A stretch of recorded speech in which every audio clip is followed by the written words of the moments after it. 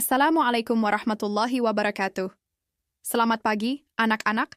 Bagaimana kabar kalian hari ini? Semoga semuanya sehat dan semangat ya. Sebelum kita mulai pelajaran, mari kita panjatkan puji syukur kehadirat Allah Subhanahu wa Ta'ala. Karena atas rahmat dan karunia-Nya, kita dapat belajar bersama hari ini. Nah, hari ini kita akan mempelajari sesuatu yang sangat menarik, yaitu bagaimana peristiwa-peristiwa lokal di berbagai daerah ternyata memiliki hubungan dan pengaruh besar terhadap peristiwa nasional pada masa penjajahan. Jadi, perjuangan rakyat Indonesia tidak berdiri sendiri-sendiri, tetapi saling menguatkan hingga akhirnya melahirkan semangat persatuan dan kesadaran nasional. Melalui pembelajaran hari ini, Ibu harap kalian dapat memahami tujuan pembelajaran kita, yaitu 1. Memahami berbagai peristiwa lokal pada masa penjajahan. 2. Menjelaskan keterkaitan antara peristiwa lokal dan nasional.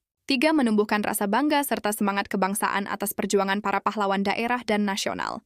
Baik anak-anak, sekarang mari kita mulai kegiatan pembelajaran kita. Pernah nggak kalian bertanya-tanya, bagaimana ya perjuangan kecil di berbagai daerah di Indonesia dulu bisa menyatu jadi satu gerakan besar menuju kemerdekaan? Nah, di video kali ini, kita akan kupas tuntas hubungan antara peristiwa lokal dan nasional pada masa penjajahan. Ini bukan cuma cerita perang, tapi juga tentang bagaimana sebuah bangsa lahir dari ribuan percikan, api perlawanan. Jadi, simak terus ya. Sebelum kita melangkah lebih jauh, mari kita refresh sedikit ingatan kita tentang konteks penjajahan. Selama ratusan tahun, Nusantara kita ini jadi incaran bangsa-bangsa Eropa, seperti Portugis, Inggris, dan terutama Belanda. Tujuan mereka jelas, menguras sumber daya alam kita. Dampaknya, kehidupan politik, ekonomi, sosial, dan budaya kita berubah total. Kita dipaksa tunduk pada aturan mereka yang seringkali sangat merugikan. Tapi, apakah rakyat kita diam saja? Tentu tidak. Di berbagai pelosok negeri muncul perlawanan-perlawanan heroik. Kita pasti kenal nama-nama besar seperti Patimura di Maluku yang gagah berani melawan monopoli rempah-rempah. Lalu ada Pangeran Diponegoro di Jawa yang memimpin perang besar selama 5 tahun, karena menentang campur tangan Belanda dalam urusan keraton dan penderitaan rakyat. Di Kalimantan ada Pangeran Antasari yang memimpin Perang Banjar dengan semboyan Haram Manyarah, wajah sampai kaputing. Masih banyak lagi, ada Tuanku Imam Bonjol di Sumatera Barat, Sultan Hasanuddin di Makassar, dan Cut Nyak Dien di Aceh. Mereka semua adalah pahlawan lokal yang berjuang mempertahankan tanah dan kehormatan mereka. Nah, pada awalnya, perjuangan-perjuangan ini sifatnya masih kedaerahan. Artinya, mereka berjuang untuk daerahnya masing-masing. Perang di Maluku ya untuk orang Maluku, perang di Jawa ya untuk orang Jawa. Belum ada kesadaran untuk bersatu sebagai satu bangsa, yaitu Indonesia. Musuh mereka sama, yaitu penjajah, tapi koordinasi antar daerah hampir tidak ada. Inilah yang membuat penjajah lebih mudah memadamkan perlawanan satu persatu. Mereka sering menggunakan taktik adu domba, atau yang kita kenal sebagai divide et impera. Lalu, apa yang berubah? Apa yang membuat perjuangan lokal ini berevolusi menjadi gerakan nasional? Salah satu pemicunya, ironisnya, datang dari kebijakan penjajah itu sendiri, yaitu politik etis atau politik balas budi pada awal abad ke-20. Kebijakan ini punya 3 program, irigasi, emigrasi, dan edukasi. Nah, program edukasi inilah yang menjadi pedang bermata dua bagi Belanda. Meskipun pendidikan yang diberikan sangat terbatas dan tujuannya untuk menciptakan pegawai rendahan, nyatanya kebijakan ini melahirkan sekelompok kecil kaum terpelajar pribumi. Mereka inilah yang kemudian punya wawasan baru. Mereka bisa membaca buku-buku dari Eropa tentang nasionalisme, kebebasan, dan hak asasi manusia. Mereka juga bisa berkomunikasi satu sama lain, melintasi batas-batas suku dan daerah. Mereka mulai sadar, ternyata kita semua, dari Sabang sampai Merauke, punya nasib yang sama. Kita semua sama-sama dijajah. Kesadaran inilah yang menjadi bibit lahirnya pergerakan nasional.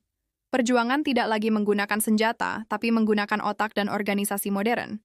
Muncullah organisasi-organisasi pergerakan seperti Budi Utomo pada tahun 1948, yang sering dianggap sebagai tonggak kebangkitan nasional. Awalnya Budi Utomo fokus pada pendidikan dan kebudayaan Jawa, tapi semangatnya menginspirasi lahirnya organisasi lain yang lebih inklusif. Kemudian, lahir Sarekat Islam yang awalnya merupakan perkumpulan pedagang batik, tapi dengan cepat berubah menjadi organisasi massa terbesar dengan jutaan anggota dari berbagai kalangan dan daerah. Lalu ada Indische Partij yang dengan lantang menyuarakan kemerdekaan penuh bagi Hindia, nama Indonesia saat itu. Tokoh-tokoh seperti Soekarno, Hatta, Syahrir, dan banyak lagi adalah produk dari era pergerakan ini.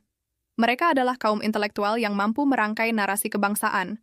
Disinilah kita melihat hubungan yang sangat erat antara peristiwa lokal dan nasional. Perlawanan heroik para pahlawan di daerah seperti Diponegoro dan Patimura menjadi sumber inspirasi. Kisah-kisah keberanian mereka diceritakan turun-temurun, membakar semangat patriotisme di dada generasi selanjutnya. Nilai-nilai perjuangan seperti keberanian, pengorbanan, dan cinta tanah air yang mereka wariskan menjadi fondasi mental bagi para pejuang pergerakan nasional. Para tokoh pergerakan nasional kemudian mengolah semangat kedaerahan ini menjadi sebuah kesadaran nasional yang utuh. Disinilah para pemuda dari berbagai suku dan daerah dengan tegas mengikrarkan satu tanah air, satu bangsa, dan satu bahasa, Indonesia. Mereka mengatakan, perjuangan kita tidak akan berhasil jika masih terpecah belah. Kita harus bersatu padu sebagai satu bangsa, bangsa Indonesia. Puncak dari proses ini adalah momen Sumpah Pemuda pada 28 Oktober 1978.